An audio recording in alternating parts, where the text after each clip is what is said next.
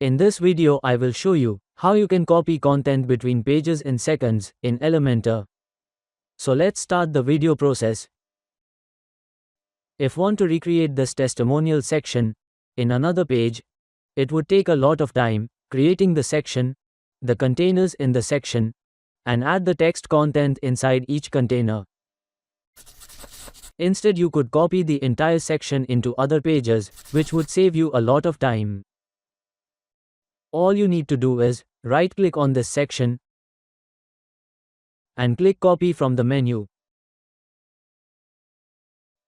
Next, go to the page where you want to add the entire section and right-click in this section and paste it. The entire section will be added, saving lot of time.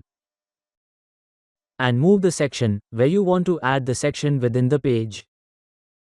With this we have come to the end of this video. Please like, share, and comment on our videos, and do not forget to subscribe to our YouTube channel.